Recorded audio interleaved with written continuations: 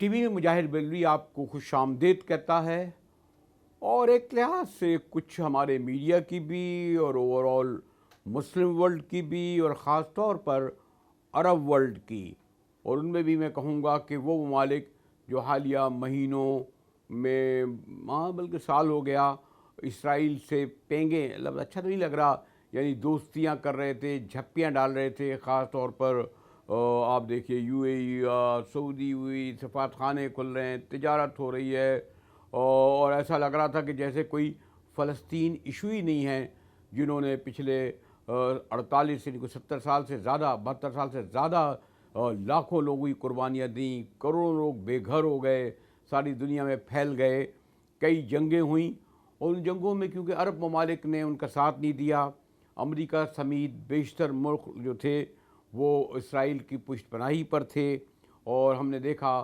کہ آہستہ آہستہ جو ہے اسرائیل نہ صرف ایک حقیقت بن گیا بلکہ عرب ورلڈ کا، مشرق وسطیٰ کا ایک رولر بن کر، دوسری بڑی قوت بن کر سامنے آیا، اور یقیناً اس کے پیچھے تمام حکومتیں امریکہ کی، چاہے ریپبلکن ہوں یا ڈیموکریٹس ہوں، اسی طرح ویسٹ کو دیکھ لیں، ان کے ساتھ تھیں۔ یہ جو حملہ ہفتے کی شب ہوا ہے، کہتے ہیں حماس نے اپنی بدور طاقت کیا، اپنے ریسورس سے کیا، لیکن 1948 کے بعد یہ اپنی تاریخ کا پہلا حملہ تھا جس میں 300 سے زیادہ فوجی ہلاک ہوئے، کوئی کہتے ہیں جی زخمی 20,000 کی تعداد میں ہیں، 100 جو سب سے زیادہ تشویش کا باعث ہے اسرائیل اور امریکہ کے لیے، اغوا کیے گئے ہیں، کڈنیپ رکھے گئے ہیں، اور یقیناً یہ سب سے بڑا ایک ہتھیار ہے حماس کے پاس۔ اس جنگ نے دنیا کو دو حصوں میں تقسیم کر دیا ہے۔ عرب ورلڈ بظاہر ایک نظر آتا ہے، لیکن آپ کو بھی علم ہے کہ سعودیوں میں جو بادشاہ ہیں وہ اس جنگ سے کتنے خوفزدہ ہوئے ہیں، عوام ایک طرف، حکمراں بادشاہ دوسری طرف، اور یقیناً ایک عام شہری، چاہے وہ، میں تو یہ بھی کہوں گا کہ اسرائیلی عام شہری کی ہلاکت ہو یا کسی اور عیسائی ہو یا کسی بھی فرقے مذہب کی ہو، وہ ہے، لیکن وہ فوج جو برسوں سے ظلم ڈھاتی رہی، یعنی اسرائیل کی امریکی پشت پناہی سے، وہ تو اس کو جو سزا اس وقت ملی ہے، اس کے بعد میں نے کہا عرب دنیا پہ سکتہ ہے، اسرائیل میں خوفزدگی ہے، امریکہ بحری بیڑا تو روانہ کر چکا ہے، لیکن ان کے لیے بھی ایک بہت بڑا سرپرائز ہے، اور زلمے خلیل زادے جو بڑا سمجھے جاتے تھے اس ایریا کے، وہ حیران ہیں، امریکن انٹیلیجنس حیران ہے، اسرائیل حیران ہے۔ میں نے رحمت دی ہے میاں خورشید قصوری صاحب کو، ایک طویل عرصے فورن منسٹر رہے، کئی کتابوں کے مصنف، اور میں کہہ سکتا ہوں کہ اس وقت فورن پالیسی کے حوالے سے اور ہمارے اس ایریا کے حوالے سے ایک اتھارٹی کا درجہ رکھتے ہیں۔ شکریہ میاں خورشید قصوری صاحب۔ قصوری صاحب، ساری دنیا کے لیے تو یہ سرپرائز تھا، آپ کے لیے بھی سرپرائز ہے کہ بہرحال حماس سمجھے جاتا تھا کہ بیچارے چند ہزار لوگ ہیں، چھوٹے موٹے ہتھیار ہیں، کوئی بہت زیادہ ان کے اتنے ریسورس نہیں ہے کہ یہ بحری فضائی طور پر اتنے طاقتور ہوں کہ چند گھنٹوں میں اسرائیل کو دہلا کے رکھ دیں، ساری دنیا کو ہلا کر رکھ دیں۔ آپ کس طرح دیکھتے ہیں قصوری صاحب؟ دیکھیے سر، میرے لیے تو حیران کن نہیں تھا، میرے پاس تو انٹیلیجنس رپورٹس نہیں، میں آج کل فورن منسٹر نہیں، اور اگر میں ہوتا بھی تو امریکہ جیسی انٹیلیجنس رپورٹس میرے پاس نہ ہوتی۔ امریکہ کے national security adviser Jake Sullivan نے 7 دن پہلے کہا تھا، صرف 7 دن پہلے، کہ مشرق وسطیٰ جتنا آج کوائٹ ہے، آج وہ چپ ہے، پچھلے 2 دہائیوں میں نہیں تھا۔ تو اس لیے مجھے تو معاف کریے کہ میں تو نہ اس وقت فورن منسٹر ہوں، اور اگر ہوتا بھی تو امریکہ جیسی انٹیلیجنس رپورٹس نہ ہوتی۔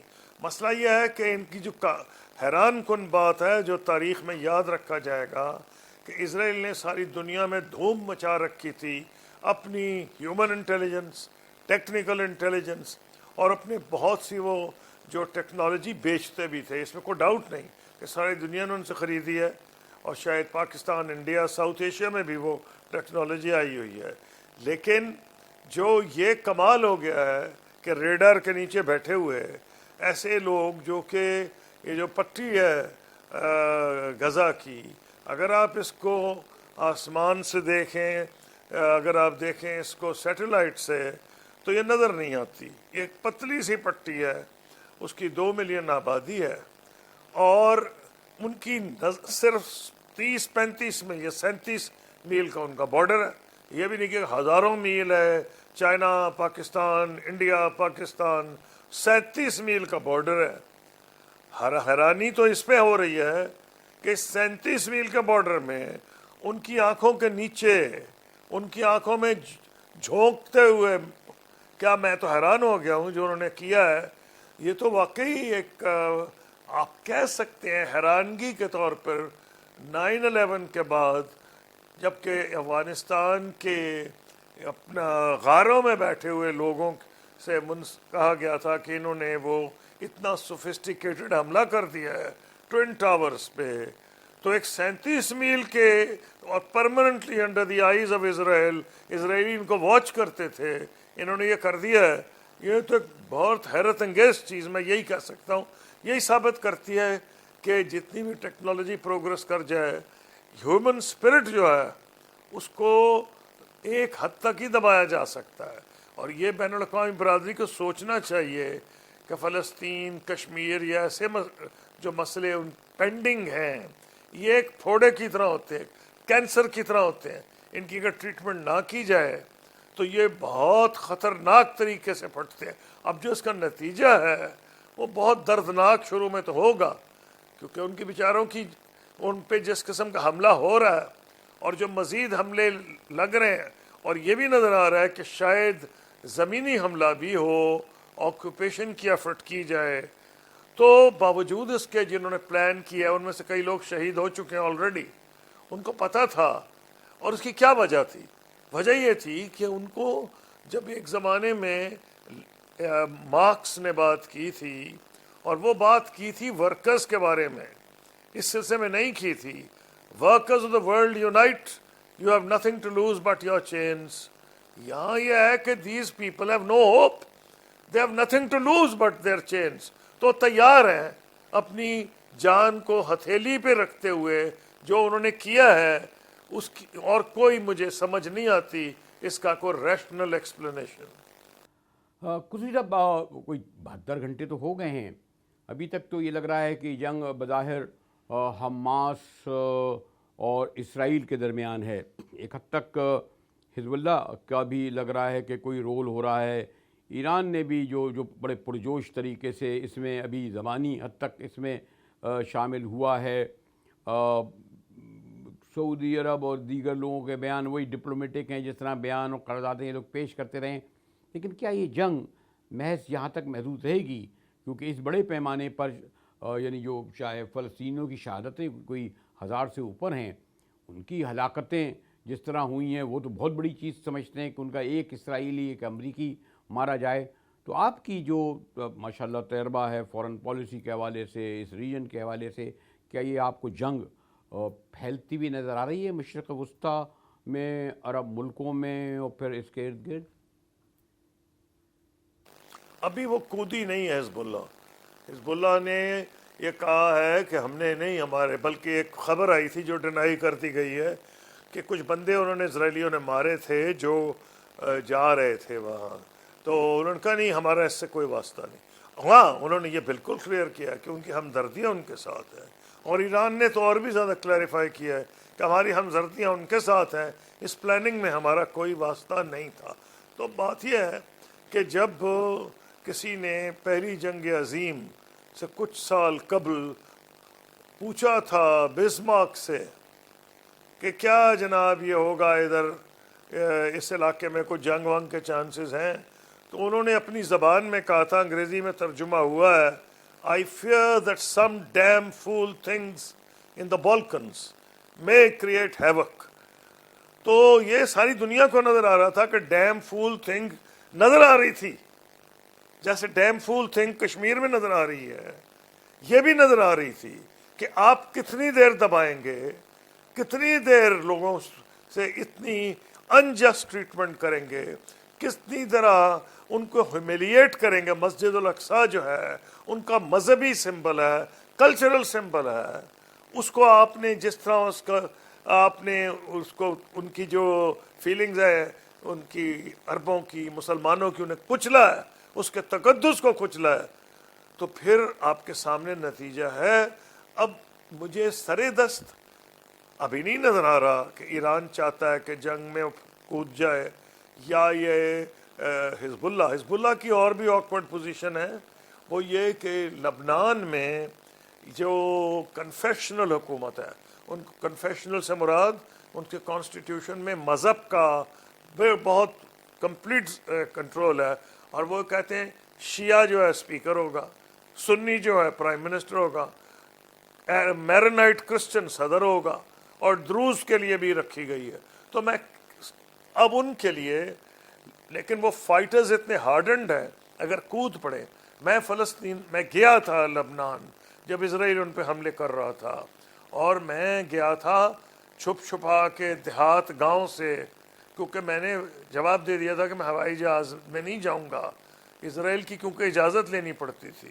کچھ ہمارے وزراء 2-3 گئے تھے اسلامی دنیا سے, ان میں سے ایک نے ہوائی جہاز سے ٹریول کیا تھا اجازت لے کے اسرائیل سے. میں نے کہا کوئی مقصد ہی ختم ہو جاتا اگر میں اسرائیل سے اجازت لے کے جاؤں.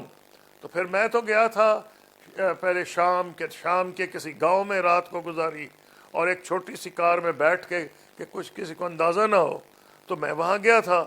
تو میں نے جو دیکھا, جو انہوں نے حشر کیا تھا بیروت کا بامبنگ سے, لیکن ان کا morale بڑا اونچا تھا.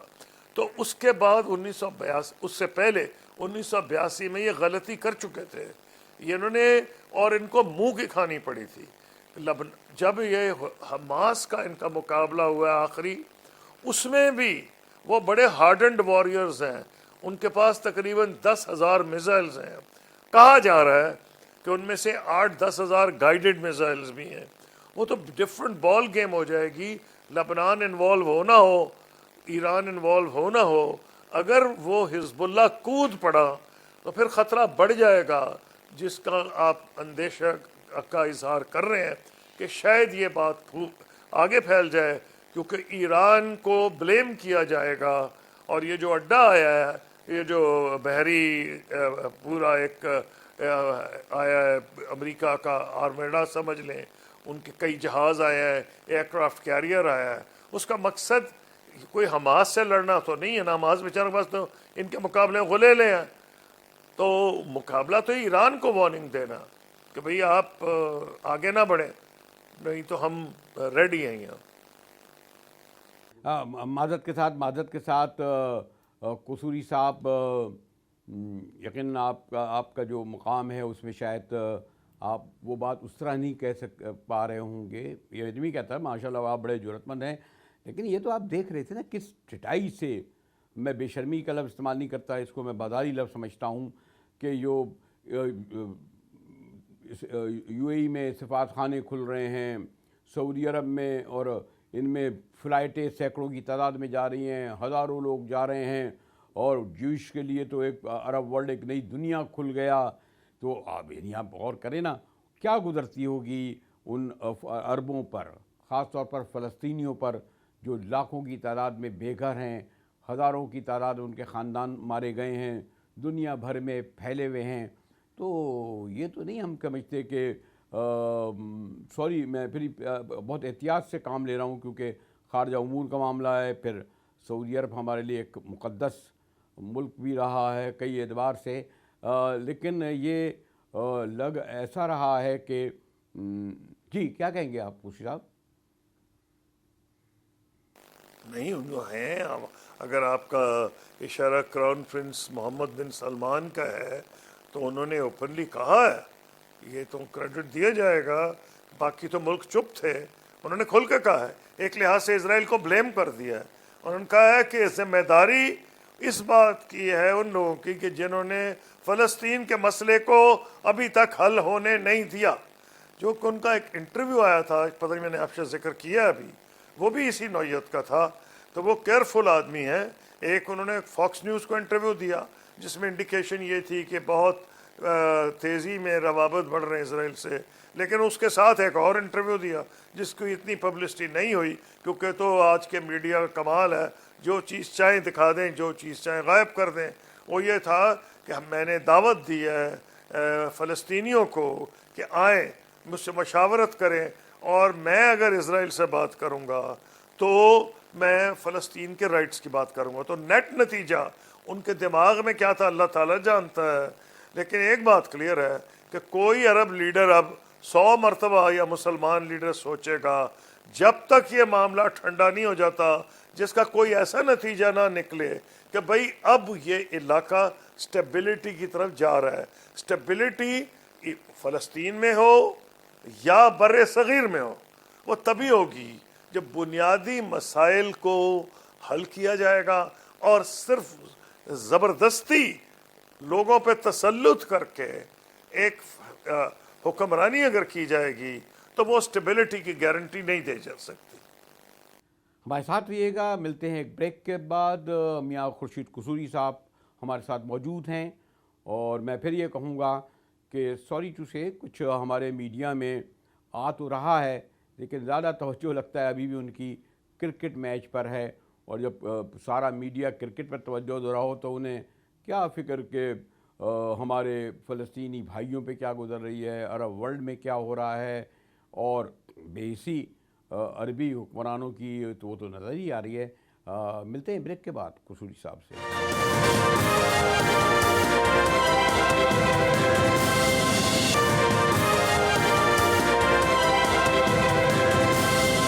مجاہد ویلی ایک بار پھر آپ کے ساتھ حاضر ہے۔ ہمارے مہمان ہیں میاں خورشید قصوری صاحب۔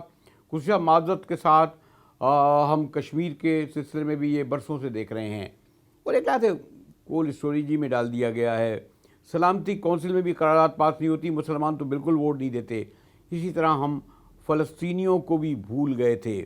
اب اس واقعے اور سانحے نے دہلا کر رکھ دیا ہے۔ میں بھی ابھی تک تو یہی دیکھنے میں آ رہا ہے، خود ہمارے ملک سمیت عرب ورلڈ میں کہ صرف بیانوں تک معاملہ ہے، قراردادوں تک معاملہ ہے، اور کوشش ہو رہی ہے کہ کسی طرح اس پر اس جنگ کو بتدریج جو ہے آگے بڑھنے سے روکا جائے، بالکل ختم کر دیا جائے۔ تو پھر کیا ہوگا ان لوگوں کا جو اس جنگ میں 1100 فلسطینی مارے گئے جناب، ہزاروں بے گھر ہم اسکرینوں پر دیکھ رہے ہیں۔ جی میں آپ کو کہتا ساری باقی کیا سکتے میں آ گئے ہیں۔ امریکہ کا national security adviser Jake Sullivan سکتے میں آ گیا ہے، جس کے پاس تمام انٹیلیجنس رپورٹس ہوتی ہیں۔ اسرائیل سکتے میں آ گیا ہے، جن کی بہت مشہور انٹیلیجنس ہے، اور وہ ناز کرتے ہیں۔ اب ان کو سب سے بڑا ایکسپلینیشن تو یہ دینا پڑے گا اپنے لوگوں کو کہ ان کے ناک کے نیچے بیٹھے ہوئے 37 میل یعنی کہ 3700 میل میں سے یہ کیسے ہو گیا۔ تو یہ ساری چیزیں دیکھی جائیں گی، لیکن آپ کا بنیادی جواب بدقسمتی سے دینا پڑے گا، شاید پہلے سے ہے، آج کل تو بالکل واضح ہے۔ پہلا اصول، جس اصول تو میں نہیں کہنا چاہوں گا، بس جو دیکھنے میں آ رہا ہے کیا آ رہا ہے، جس کی لاٹھی اس کی بھینس۔ امریکہ کو یونائٹڈ نیشنز میں ہم نے نہیں ان کو بل پاس ہونے دیا، ریزولوشن پاس ہونے دیا۔ میں بھی فارن منسٹر تھا اس وقت، اور ہمارا امریکہ سے الائنس تھا، میں نان نیٹو ایلائی ڈکلیئر کیا ہوا تھا۔ انہوں نے کہا ہم نے عراق پہ حملہ کرنا ہے، ہم نے مخالفت کی، ہم کامیاب ہو گئے۔ ہم سے مراد پاکستان، فرانس، جرمنی، ہم نے لیڈ کیا تھا اپوزیشن ٹو اٹیک آن عراق، لیکن وہ باوجود اس کے نئی رپورٹ ان کو سپورٹ ملی، انہوں نے ایک اور حملہ کر دیا عراق پہ، اس کا نام تھا کولیشن آف دا ولنگ۔ دنیا کے ایرا غر نتھو خیرے اکٹھے کر لیے، کو کسی ریاست کی 50,000 آبادی تھی، کسی کی 30,000، ایک دو اہم ملک تھے اس میں، شاید برطانیہ تھا یا اور کچھ تھے، تو کولیشن آف دا ولنگ پہ انہوں نے حملہ کیا، تو جس کی لاٹھی اس کی بھینس۔ دوسری چیز، اچھا کچھ چلے ذرا، اگر مجھے علم ہے کہ اگر آپ وزیر خارجہ اس وقت ہوتے، مشرف دور میں تھے، تو شاید آپ کا ایک بولڈ نظر آتا۔ ویسے بھی نگراں حکومت ہے، جلیل عباس جیلانی صاحب یقیناً بڑے ہمارے قابل احترام، فورن پالیسی پر بڑی ان کی گہری نظر ہے، ابھی ان کے جو وزٹس ہوئے وہ بھی بڑے متحرک نظر آئے. تو ہم تہران کی طرح تو رول ادا کر نہیں سکتے, اس کا ایک الگ پس منظر ہے مذہبی اور سیاسی. ترکیہ کا بھی میں دیکھ رہا تھا کہ کچھ ڈھل مل سا معاملہ ہے. میں نے کہا نا کہ نگراں حکومت ہے, لیکن ہماری جو سول ملٹری اسٹیبلشمنٹ یقیناً اس کو دیکھ رہی ہے, لیکن وہ ایک خود اتنے محاذ ہم نے کھول رکھے ہیں, اندرون ملک بھی محاذ کھول رکھے ہیں, ایک وار ود ان دا وار چل رہی ہے.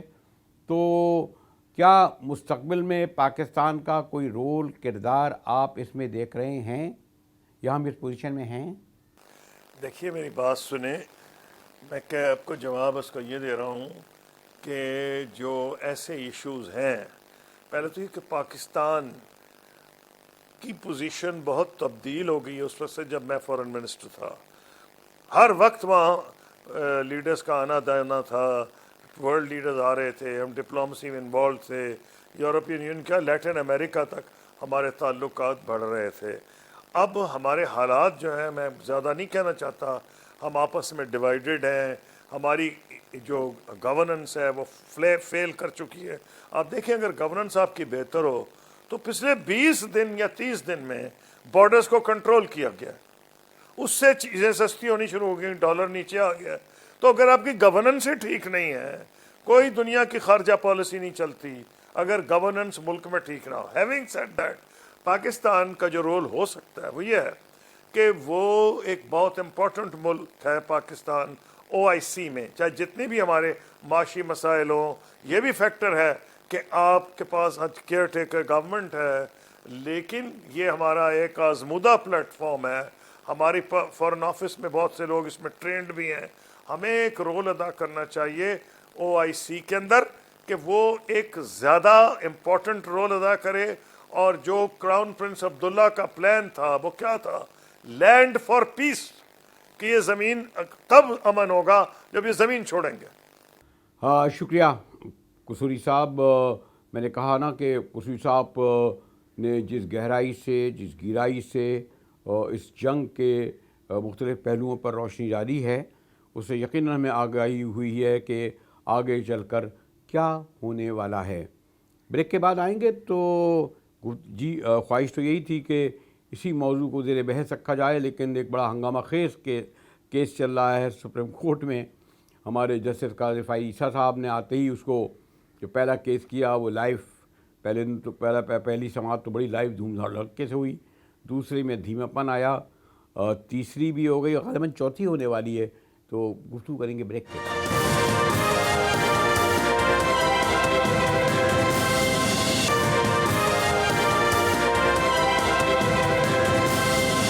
ٹی وی مجاہدلی ایک بار پھر آپ کو خوش آمدید کرتا ہے, اور یقیناً کئی اعتبار سے اس وقت جو پروسیڈنگ چل رہی ہے سپریم کورٹ میں, اور چیف جسٹس خود اعتراف کر رہے ہیں کہ سپریم کورٹ اور پارلیمنٹ جو وجود نہیں رکھتی, ایک دوسرے کے آمنے سامنے نظر آ رہی ہے اپنے اختیارات کے حوالے سے. ہمارے ساتھ کورٹ رپورٹنگ کرتے ہیں بڑے سینئر جرنلسٹ ہیں قمبر زیدی.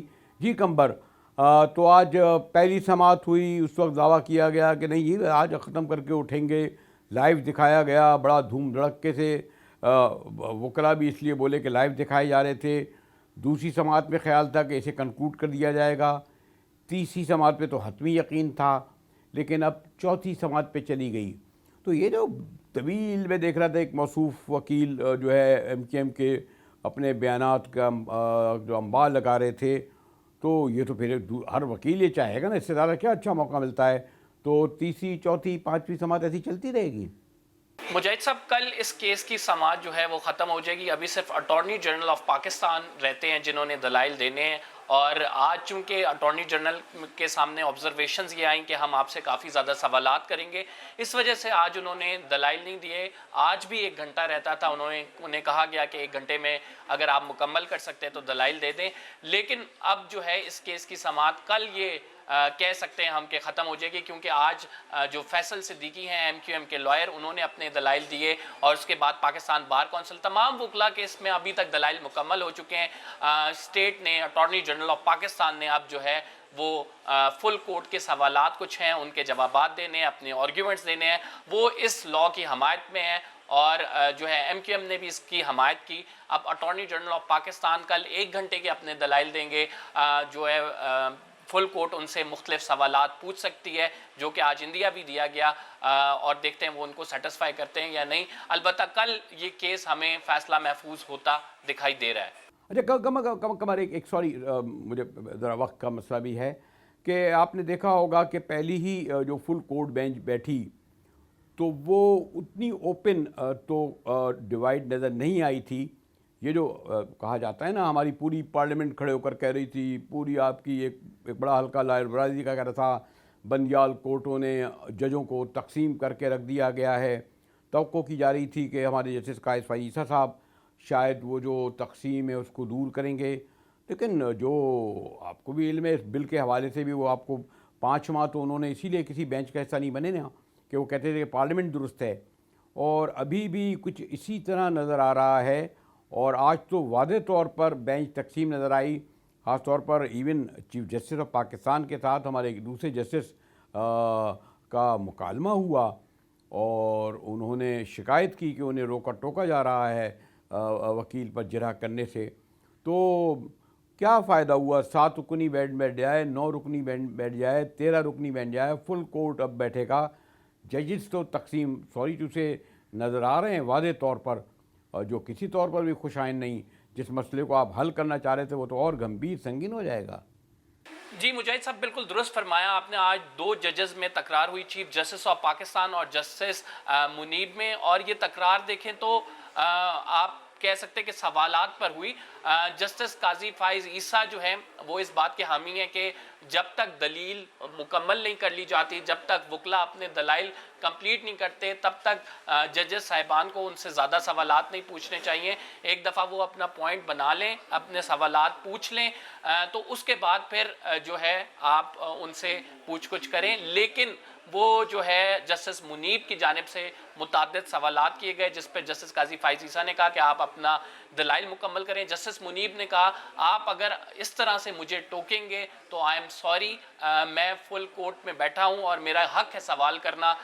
جسٹس قاضی فائز عیسیٰ نے کہا کہ میں وکیل کو کہہ رہا ہوں کہ وہ اپنے دلائل مکمل کر لیں تو آپ سوال کریں. تو یہ تکرار ایک دفعہ نہیں 2 دفعہ ہوتی ہمیں نظر آئی سپریم کورٹ آف پاکستان میں, جب جسٹس منیب کی جانب سے ایک دفعہ پھر جسٹس قاضی فائز عیسیٰ سوال کر رہے تھے تو سوال کیا گیا. جسٹس قاضی فائز عیسیٰ نے کہا کہ میں نہیں پسند کرتا کہ میرے سوال پر کوئی اور مزید سوال کیا جائے, اور آپ ایسا کریں کہ پہلے میرے سوال کا جواب دے دیں اور اس کے بعد پھر مائی لارڈ جسٹس منیب کا سوال کا جواب دے دیجیے گا.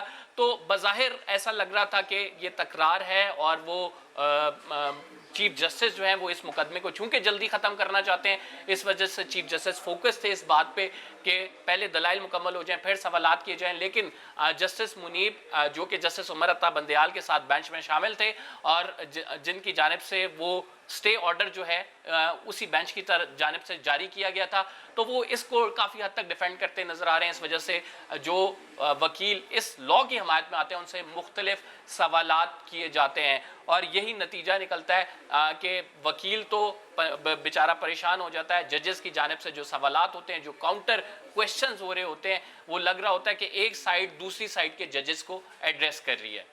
شکریہ قمر زیدی. اسی کے ساتھ ہی جی ٹی وی سے مجاہد بلی کو اجازت.